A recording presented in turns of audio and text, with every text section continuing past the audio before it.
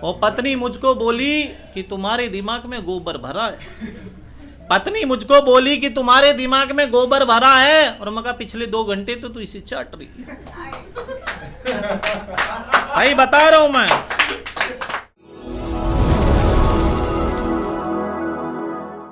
बात मोहब्बत की करता हूं कि सोच रहा था कि सारी उम्र मोहब्बत करूंगा, सोच रहा था कि सारी उम्र मोहब्बत करूंगा, लेकिन अब मेरा मोहब्बत से विश्वास उठ गया, क्योंकि दिल्ली वाली दिल नहीं दे रही,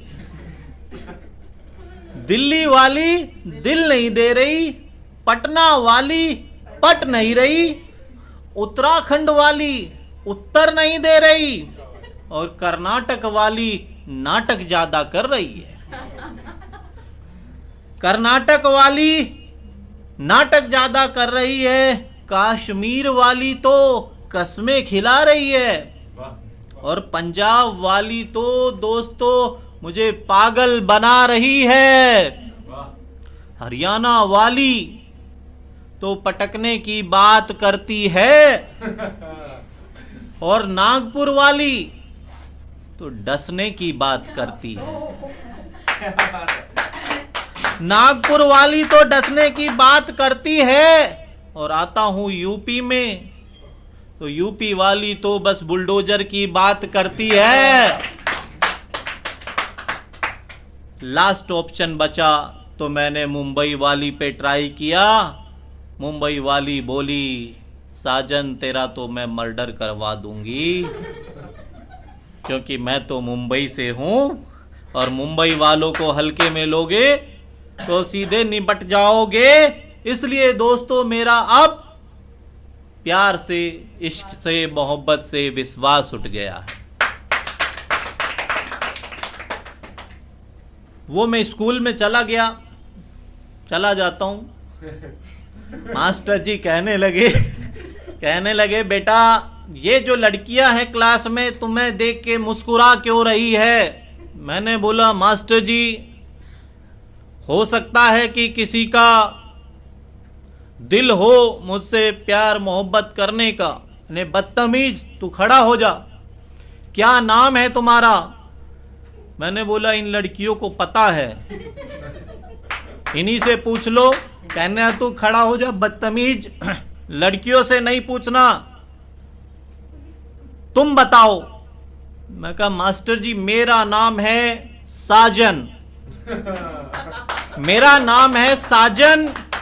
मास्टर जी कहने लगा कि आज से तू क्लास की सारी लड़कियों को अपनी बहन बोलेगा, सिस्टर मानेगा। मैंने बोला मास्टर जी कुछ भी हो जाए मैं किसी को सिस्टर, दीदी, बहन नहीं बोलूंगा। वो कहने तेरी इतनी हिम्मत क्यों नहीं बोलेगा। मैंने बोला जी सच्ची बात ये है मास्टर जी, मैं बहन इसलिए नहीं बोलूंगा कि फिर इतने भात कौन भरेगा। सही बता रहा हूं। तो मैं तो टेंशन वाली बात करूंगा ही नहीं, मस्ती का माहौल है, इसे और भी खास और खूबसूरत बनाएंगे। वो मैं मुंबई गया हुआ था, मीरा रोड पे घूम रहा था। वाकिफ होंगे मीरा रोड पे कुछ लोग घूमने चले जाते हैं, तो मीरा रोड पे घूम रहा था। वहां पे मुझे एक पर्स मिला, मैंने पर्स उठाया, उसमें 20,000 रुपए थे। 20,000 रुपए, डेबिट कार्ड, क्रेडिट कार्ड और एक आधार कार्ड भी था। सही बता रहा हूं।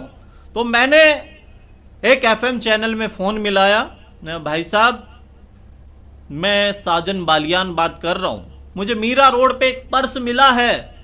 वो कहले सर आप बड़े ईमानदार आदमी हैं, आप बड़े अच्छे इंसान हैं जो आपको पर्स मिला है। मैं भाई ये साक्षी नाम की लड़की का है। कहने अच्छा जी आप बहुत सज्जन आदमी हैं, आप साक्षी को ये पर्स लौटाना चाहते हो, आपको पूरा मुंबई सुन रहा है।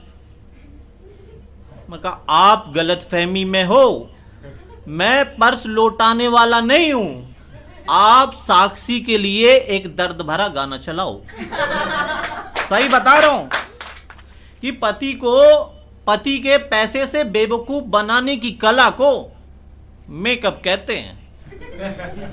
सही बता रहा हूं। और शादीशुदा लोग अक्सर बन के आते हैं और हाथ उसी का पकड़ो जो कभी छोड़े ना, जैसे 11,000 का तार। सही बता रहा हूं। और जो लोग मुझे पसंद नहीं करते, कोई बात नहीं है, तालियां बजानी है बजा लो, कोई दिक्कत नहीं है। जो लोग मुझे पसंद नहीं करते, कोई दिक्कत नहीं है, उनके लिए तालियां हो जाएं, उनके लिए तालियां हो जाएं। और जो लोग पसंद करते हैं उनके लिए भी तालियां हो जाएं। मैंने कौन सा इलेक्शन लड़ना कि तुम्हारी वोट चाहिए, मुझे नहीं चाहिए। और बेइज्जती और बीबी दूसरे की अच्छी लगती है। सही बता रहा हूं। और पत्नी मुझको बोली कि तुम्हारे दिमाग में गोबर भरा है। पत्नी मुझको बोली कि तुम्हारे दिमाग में गोबर भरा है। और मैं कहा पिछले 2 घंटे तो तू इसे चाट रही है। सही बता रहा हूं मैं। और अब तो लगता है कि मुझे इंग्लिश सीखनी पड़ेगी। लगता है अब तो मुझे इंग्लिश सीखनी पड़ेगी, क्योंकि पीने से कुछ नहीं होता। सही बता रहा हूं मैं। और पत्नी एक दिन मेरे को कहने लगी कि तुम बाहर घूमते रहते हो, विदेश के टूर जाते हो, कभी मुंबई, कभी पूना, कभी गोवा, मुझे घुमाने नहीं लेके जाते, मैं आपसे नाराज हूं। मैं कहा तू मेरी प्रिय है, मैं तुमसे बहुत प्यार करता हूं, तुम अकेली बीवी हो मेरी, तो मैं घुमाने लेके जाऊंगा। पत्नी कहने लगी कि अच्छा मेरे को घुमाने लेके जाओगा, लेकिन तुम्हें अभी लेके चलना पड़ेगा। मैं कहा बिल्कुल। भाई साहब मैं पत्नी को तुरंत लेके गया घुमाने और शमशान घाट ले गया। पत्नी कहने लगी यहां भी कुछ कोई आता है घूमने?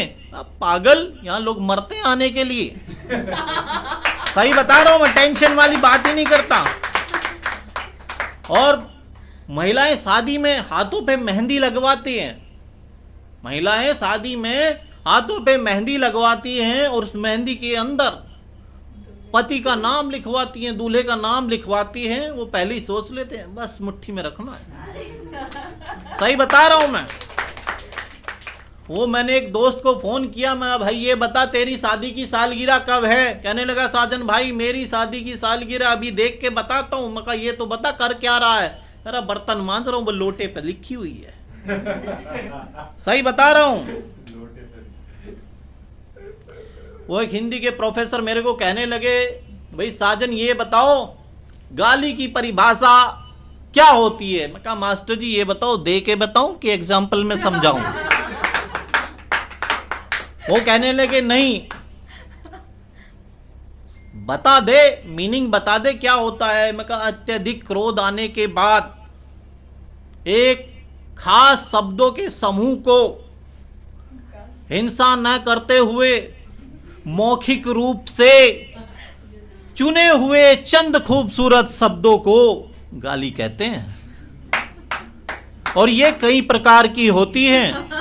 और गुरुजी आप कहो तो अब मैं डिटेल में समझा दूं बता के? नहीं, इतना ही काफी है।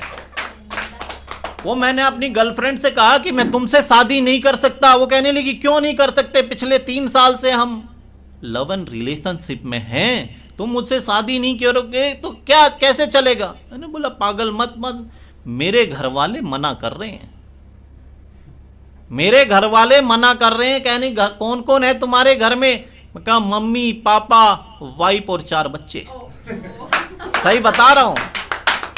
तो मैं तो ऐसी बात करता ही नहीं टेंशन वाली। वो एक गरीब आदमी कह रहा था कि हे भगवान, हे यमराज, इस जिंदगी से तो मुझे मौत दे दे, मुझे उठा ले। तो तुरंत ही यमराज जी प्रकट हो गए, कहने चलो। वो कहने यमराज जी ऐसा क्या गरीब आदमी मजाक भी नहीं कर सकता? सही बता रहा हूं मैं, टेंशन वाली बात ही नहीं करता। वो एक गांव में आतंकवादी आ गए, बुजुर्ग महिला के घर में घुस गए, वहां पे टाइम बम रख दिया उन्होंने कि पूरा गांव उड़ जाएगा। लोगों को पता चल गया। वो कहने लगे कि बूढ़ी अम्मा से कि अम्मा बाहर आ जाओ, बम है। बूढ़ी अम्मा को कहने माता जी बाहर आ जाओ, बम है। अम्मा कहनी नहीं मैं नहीं आऊंगी, बम तो मैं जवानी में थी, अब तो बेटा उम्र ढल गई है मेरी, अब बम नहीं रही हूं मैं। एक ज्योतिषी को मैंने अपना हाथ दिखाया, ज्योतिषी को मैंने अपना हाथ दिखाया, ज्योतिषी कहने लगे कि बेटा बहुत पढ़ोगे, बहुत पढ़ोगे। मैं कहा पढ़ तो मैं पिछले 4 साल से रहा हूं, ये बता पास कब हो जाऊंगा। सही बता रहा हूं मैं। एक बुढ़िया एटीएम के पास आके मेरे को कहने लगी बेटा मेरा बैलेंस चेक कर दे। मेरे पास आई कि बेटा एटीएम में चल के मेरा बैलेंस चेक कर दे। मैंने बुढ़िया को धक्का दे दिया, मगर तेरा बैलेंस तो बड़ा कमजोर है। सही बता रहा हूं, टेंशन वाली बात ही नहीं करता। एक हरियाणा की महिला ने आती ही रोडवेज बस को हाथ दिया,